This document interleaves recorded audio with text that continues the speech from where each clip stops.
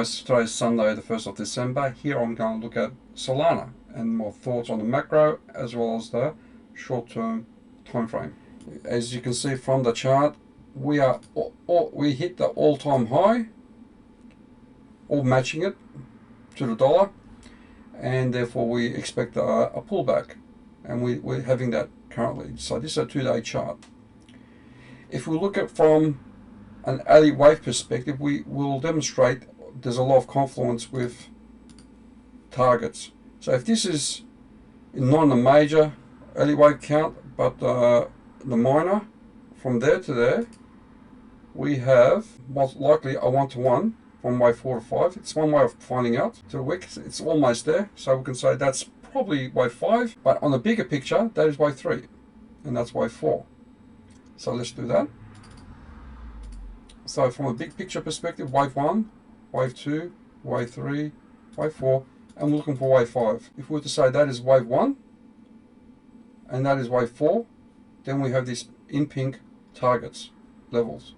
So let's just change that color into black, and let's focus on that. So we can see that, like Bitcoin, we might be in a super cycle where this could be a cup and the handle. If that's the case, the minimum we expect from this one, so this one looks like a bit of an Adam's and Eve, but we'll do this. We can expect the minimum to be that target there. And that perfectly looks like 2.618. So the bigger picture, we might be able to do that conservatively. On the macro picture, we're expecting more in the coming years, but for now, I think that is doable, and we'll explain why. So if that's a wave 1, wave 2, 3, 4. Now, how can we look at this area as targets and why we've got resistance? The main resistance is because we've got the all-time high. That's pretty much why we expect a pullback. And then we'll look at this later on in the video and look at the scenarios that we probably trade. Okay, so you can see my 4 is further down, but I'll explain why, but it might not be the case. So if that's the case, if this is wave 4, what are the targets that we're going to look at? So let's have a closer look. Move to daily chart, and you can see it just went over. So if we go across, right there, get the magnet out. Just like Bitcoin, it just went over. The wicks make it hard, so let's just do that. Just massage it a bit there. So I think that's fine. So 0.618, you can see across the neckline, does a good job. And then there's the other ones. Now what we're going to do is add more Fibonacci to it. Now what we're looking at here, this second Fibonacci is measuring from wave 1 to wave 2, and then potentially wave 3. Right? Still not confirmed, because wave 2 to 3, as you know, is the strong move. So wave 3 could still be up there as well, and then wave 4 could be further back down. And then we can explain that target that we had in mind all the way up there. Yep. But in general, 1.618 to 1.786 is where we're looking for wave 3. And the pullback we would expect to be the all-time high, maybe even slightly below, and that. So I'm looking for that. So we might even have a more extended wave 1. If wave 3 goes more extended, then we'll look at a small wave 4 and then wave 5.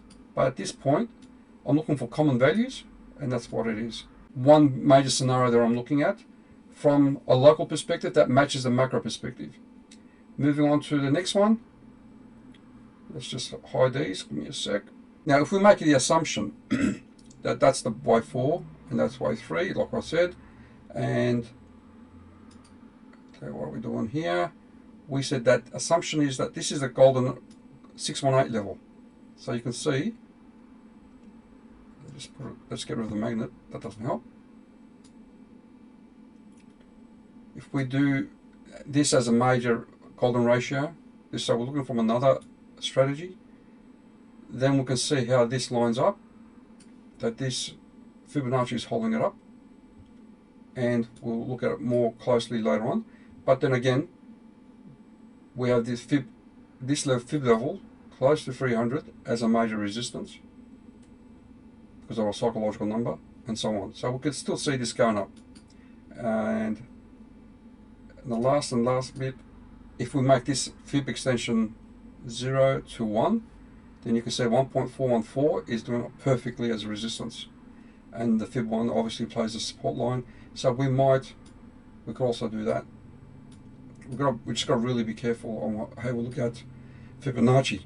So the golden ratio has a lot of confluence there. The other aspect is we can do this.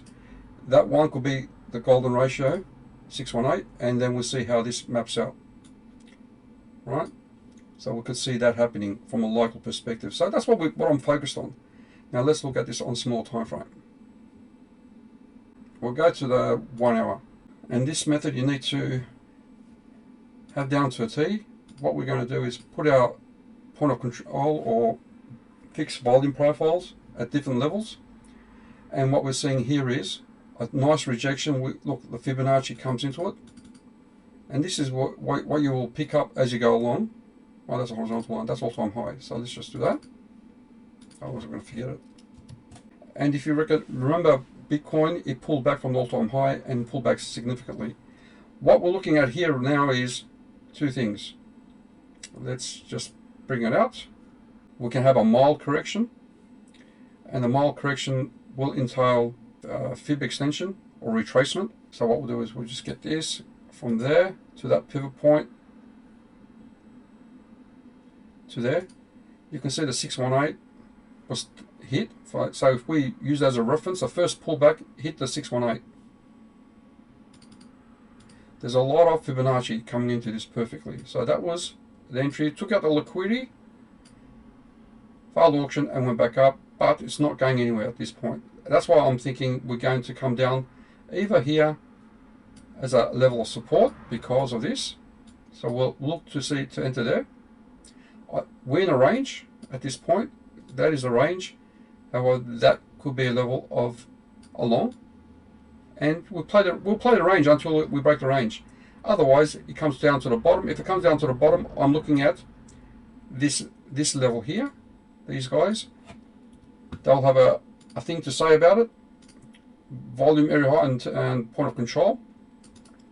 So we might just see price. So you can do scalp trades here and then let it go.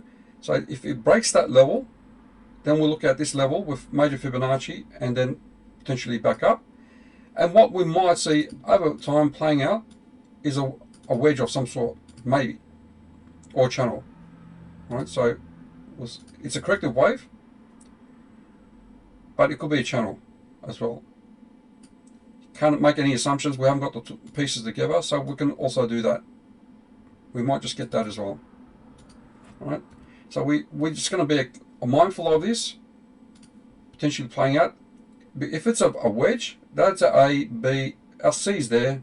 It's good entry, and then that is D, and potentially that could be a nice play. So that setup could be on the cards. So if that is our swing, that's our reference 1, 2, and that's our Fibonacci. Here, fib extension 1. So we might just come down a bit more, regain, and then back up. So it's nasty. And that equates to this low value low, volume area low, sorry. So that could be a nice area to come in. We might get the wick, and if it regains that level, that's your entry to go along. So let's just do that. Let's clean that up.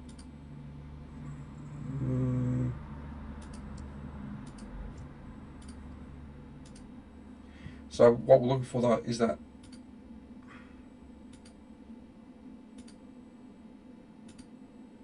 right, so that's on the cards as well.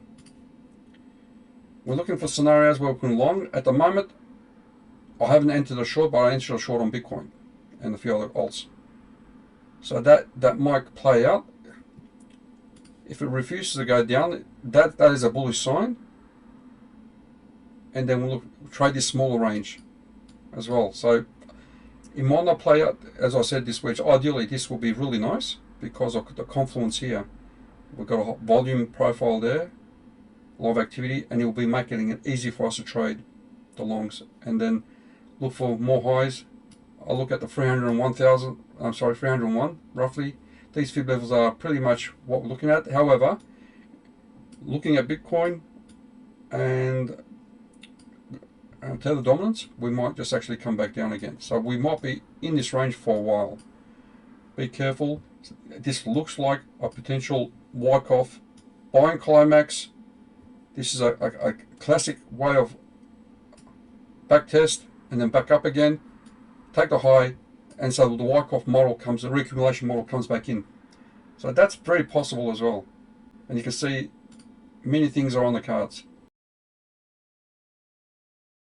So what we're saying here is that move there basically moves this. That can play out. A, B equals C, D. It really comes down to is the time frame it does it. So at the moment it looks symmetrical, so it can potentially do that. If we lose that level, it could pretty much speed it up, and we might just see a bounce here, like I said, and that's a 618 level. If we look at it from a Fibonacci perspective, let's see if that makes sense. From there to there, it's the golden ratio. So that can play out as a corrective wave. That fits into this model here. So if we look at that, price comes up. So looking here, price comes up, finds a level of resistance, has a 1, 2, 3 move, which is 1, 2, 3. If we get that 1, 2, 3 move back up, which is 1, 2, and if we get a move back up, either here or even further up, we are likely to come back down again. We have a 5-wave count, and then that could be the move, or a further down, which is down to the fib extension of 1, again back to our level of interest, and then up. So we're looking for this type of scenario, very common, as well as a wedge, as you know. So these are the things that I'm looking at for more highs. The retracement,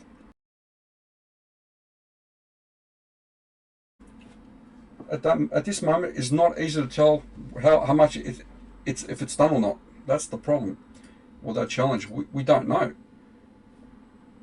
And so what we do is we focus on the trend, and we are macro bullish at the end of the day, looking for more highs, but we're looking for maximizing our profits with the trade. So the slide that I have, I'm not touching from a hodl perspective. However, I'm looking to add with leverage if this comes about. So that's the way my approach is. Now, what else was I going to talk about? Tether. All right.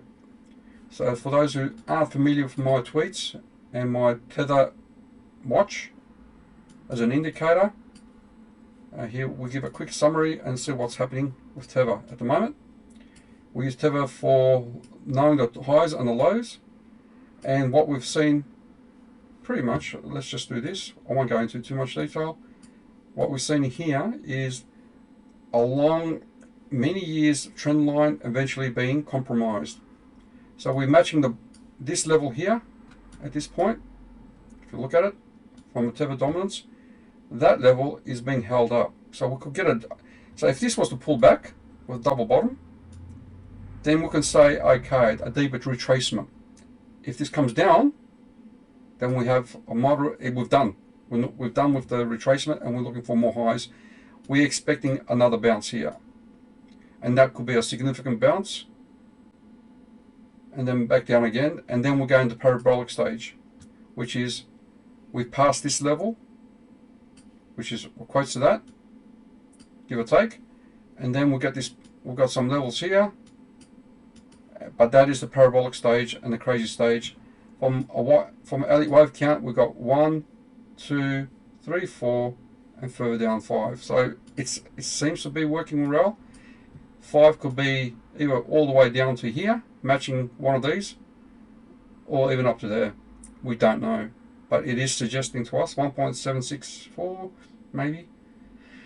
But we're looking at previous all-time highs or lows on this in this case, and not much record back then, but you can see that trend line making a difference.